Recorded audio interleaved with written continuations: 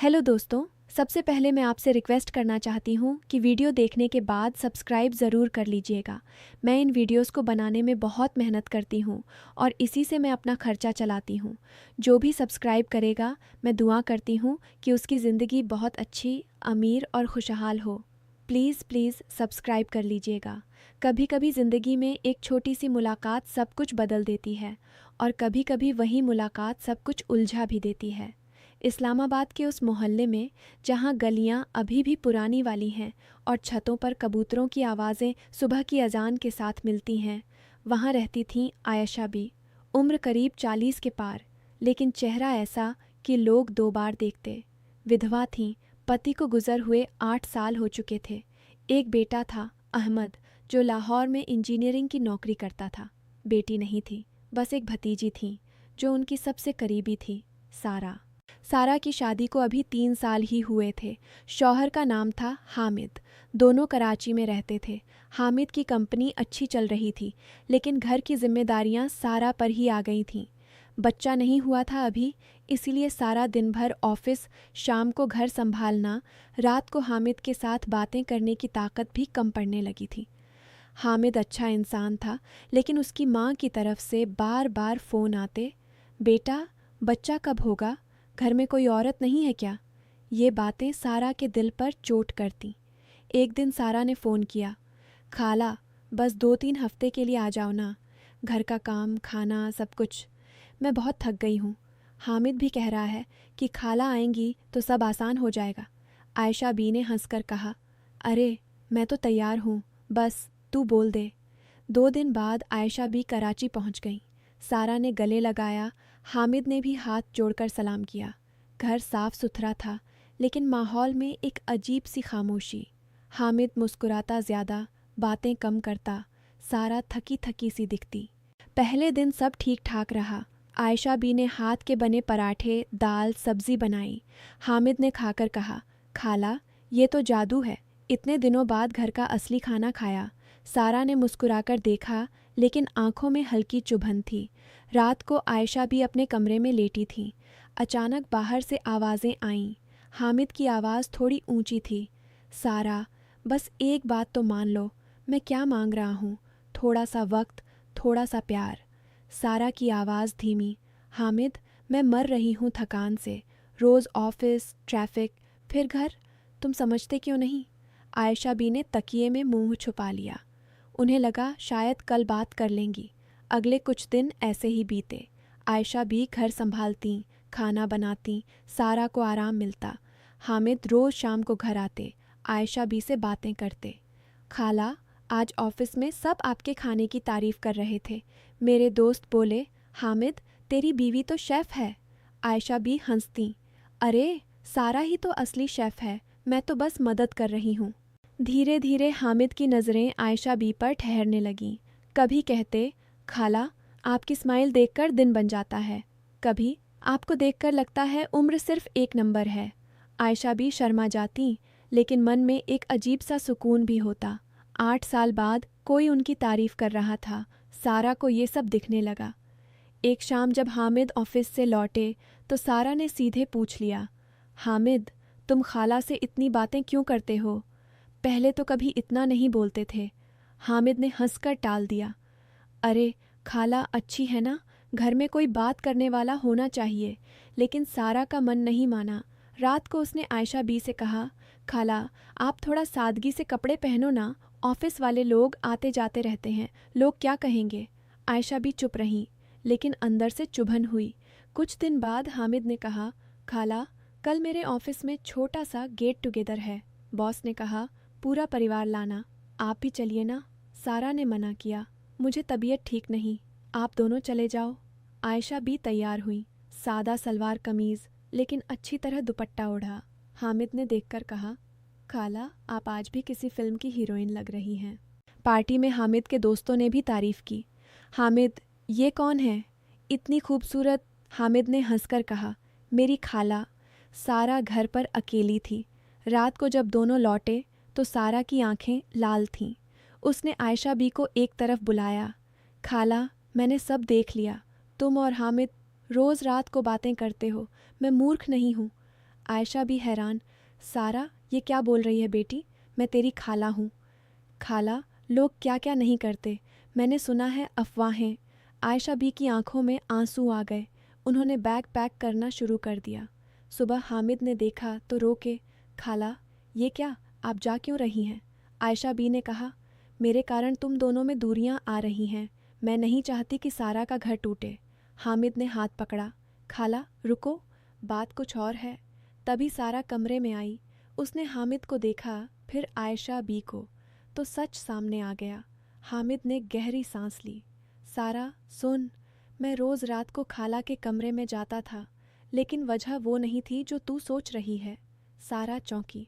हामिद बोला, खाला की तबीयत ठीक नहीं थी, रात को सांस फूलती थी, मैं डॉक्टर का नंबर ढूंढ रहा था, कई बार ऑक्सीजन सिलेंडर की व्यवस्था करवानी पड़ती थी। मैं तुझे नहीं बताना चाहता था कि खाला को दिल की तकलीफ़ है, वो छुपा रही थी। मैं रोज़ चेक करता था कि दवा ली या नहीं। आयशा बी ने सिर झुकाया। सारा, मैंने तुझे चिंता नहीं देनी थी। सारा की आंखें भर आईं। खाला, मुझे नहीं पता था, मैंने गलत सोचा। हामिद ने कहा, सारा, मैंने खाला को इसलिए घर बुलाया था ताकि तुझे आराम मिले, लेकिन मैंने ये भी देखा कि खाला अकेली हैं, उनकी तबीयत खराब हो रही है। मैंने सोचा था कि कुछ दिन यहाँ रहेंगी तो अच्छा रहेगा, लेकिन तूने अफवाहें बना लीं। सारा रो पड़ी। मैं जल रही थी। हामिद, तुम मुझसे दूर होते जा रहे थे, मैं समझ नहीं पाई। आयशा बी ने सारा को गले लगाया। बेटी, जलन इंसान को अंधा कर देती है। मैं तेरी खाला हूँ, हमेशा रहूँगी, लेकिन तुझे अपने शौहर पर भरोसा करना होगा। और हामिद, तुझे भी अपनी बीवी की थकान समझनी होगी। उस रात तीनों बैठे। हामिद ने कहा, सारा, मैंने गलती की, मैंने तुझे समय नहीं दिया, आगे से हम साथ मिलकर घर संभालेंगे। सारा ने कहा, खाला, आप यहाँ रहोगी ना, हम डॉक्टर से इलाज करवाएंगे। आयशा बी ने मुस्कुराकर कहा, बेटी, मैं कुछ दिन और रहूँगी, लेकिन फिर लौट जाऊँगी, मेरी अपनी ज़िंदगी है। कुछ महीने बाद सारा ने नौकरी छोड़ दी। हामिद ने घर से काम शुरू किया। दोनों ने मिलकर घर संभाला। आयशा बी का इलाज हुआ। और सबसे बड़ी बात, सारा ने हामिद से कहा, मैंने कभी नहीं सोचा था कि जलन हमें कितना दूर ले जा सकती है। हामिद ने जवाब दिया, और मैंने भी नहीं सोचा था कि एक छोटी सी गलतफहमी कितना बड़ा सबक सिखा सकती है। तो दोस्तों, ज़िंदगी में जलन और शक सबसे बड़े दुश्मन हैं। जब तक बात साफ नहीं होती, मन में जहर बनता जाता है। भरोसा टूटने से पहले बात कर लो, क्योंकि रिश्ते शक से नहीं, समझ से बनते हैं। अगर ये कहानी आपको पसंद आई तो कमेंट में ज़रूर बताइएगा। और हाँ, चैनल को सब्सक्राइब करना न भूलिएगा। मिलते हैं अगली कहानी के साथ। अल्लाह हाफिज़। नफ़रत, तंज़ और तक़सीम पर चलती हुई समाजी सोच असल में सिर्फ़ अल्फाज या रवैये का मसला नहीं होती, बल्कि ये एक ऐसी ज़हनियात होती है जो धीरे धीरे इंसानी रिश्तों, मुआशरे की बुनियाद और एक दूसरे पर भरोसे को खा जाती है। जब किसी समाज में लोग एक दूसरे को समझने के बजाय लेबल देने लगते हैं, बात करने के बजाय मजाक उड़ाने लगते हैं, और इख्तिलाफ को फितरी चीज़ समझने के बजाय उसे दुश्मनी में बदल देते हैं, तब वहाँ नफ़रत सिर्फ़ एक जज्बा नहीं रहती, बल्कि एक निज़ाम बन जाती है। आज के दौर में यह समझी सोच और भी ज़्यादा ख़तरनाक इसलिए हो गई है क्योंकि इसे रोज़मर्रा की ज़िंदगी में आम और मामूली चीज़ बना दिया गया है। किसी की ज़ुबान, लिबास, मज़हब, ज़ात, इलाके या सियासी राय पर तंज़ करना अब कई लोगों को होशियारी लगता है। किसी को नीचा दिखाना मजाक के नाम पर कबूल किया जा रहा है। लोग समझते हैं कि वो सिर्फ जोक कर रहे हैं, लेकिन हकीकत ये है कि हर तंज़ किसी ना किसी दिल को चोट देता है, किसी का एतमाद तोड़ता है और किसी को ये एहसास दिलाता है कि वो इस मुआशरे में कमतर है। नफ़रत की सबसे बड़ी खराबी ये है कि ये इंसान को अंधा कर देती है। नफ़रत में आदमी सच नहीं देखता, सिर्फ अपना गुस्सा देखता है। वो दूसरे की बात नहीं समझता, सिर्फ अपनी तरफ से फ़ैसला सुना देता है। इसी तरह तक़सीम की सियासत और समाजी सोच लोगों को छोटे छोटे गिरोहों में बांट देती है। फिर हर गिरोह को यह लगने लगता है कि सिर्फ वही सही है और बाकी सब गलत। यहाँ से मुकाबला पैदा होता है, फिर शाक, फिर दूरी और आखिर में दुश्मनी। सबसे अफसोस की बात यह है कि इस तरह की सोच अक्सर अपने आप को सच्चाई, गैरत या तहजीब के लिबास में छुपा लेती है। लोग कहते हैं कि हम तो सिर्फ हक बोल रहे हैं, हम तो सिर्फ अपनी पहचान बचा रहे हैं, हम तो सिर्फ अपनों का साथ दे रहे हैं। लेकिन अगर किसी की पहचान बचाने के लिए दूसरे की तौहीन करनी पड़े, अगर अपनों का साथ देने के लिए दूसरों को इंसान ना समझा जाए, तो फिर ये हिमायत नहीं, एक बेइंसाफ़ी है। तंज़ भी एक अजीब हथियार है। इसमें खून नहीं बहता, लेकिन ज़ख्म गहरा होता है। तंज़ करने वाला अक्सर खुद को बेगुनाह समझता है क्योंकि उसने हाथ नहीं उठाया होता, लेकिन उसके अल्फाज किसी के अंदर एक लंबी खामोशी, एक दाढ़ और एक महरूमी छोड़ देते हैं।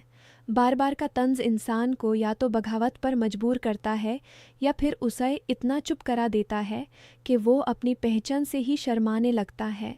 ऐसी समझी सोच का नुकसान सिर्फ फ़र्द तक महदूद नहीं रहता। जब बच्चे ये देखते हैं कि बुज़ुर्ग और पढ़ाए लिखाए लोग भी नफ़रत और तक़सीम की ज़ुबान बोलते हैं, तो वो इसी को नॉर्मल समझने लगते हैं। फिर अगली नस्ल मोहब्बत, गुफ्तगू और बर्दाश्त से ज़्यादा मजाक, तहक़ीर और दुश्मनी को सीखती है। यानी एक जहनी बीमारी नस्ल दर नस्ल ट्रांसफ़र होने लगती है।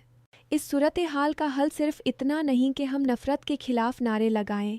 असल ज़रूरत यह है कि हम अपनी ज़ुबान, अपने लहजे और अपने रवैये का मुहासबा करें। हमें यह समझना होगा कि इख्तिलाफ़ फ़ितरी है, लेकिन तहक़ीर कभी फ़ितरी नहीं होती। किसी से मुताफ़िक न होना एक बात है, लेकिन उसे ज़लील करना बिल्कुल दूसरी बात। समाज उस वक्त मजबूत होता है जब मुख्तालिफ लोग एक साथ रहना सीखें, न कि एक दूसरे को मिटा देने का ख्वाब देखें। मोहब्बत सिर्फ एक जाज़बती लफ्ज़ नहीं, बल्कि समाजी तमीर की बुनियाद है। इज़्ज़त सिर्फ अपनों के लिए नहीं, मुखालिफ के लिए भी होनी चाहिए। और इंसाफ का मतलब सिर्फ अपने गिरोह के लिए आवाज़ उठाना नहीं, बल्कि हर उस शख्स के लिए खड़ा होना है जिसे नफ़रत, तंज़ और तक़सीम का निशाना बनाया जा रहा हो। जब तक हम ये नहीं सीखेंगे, तब तक हमारा मुआशरा ज़ाहिरी तरक्की के बावजूद अंदर से टूटता रहेगा। एक बेहतर समझ वही है जहाँ अल्फाज से पुल बनाए जाते हैं, दीवारें नहीं।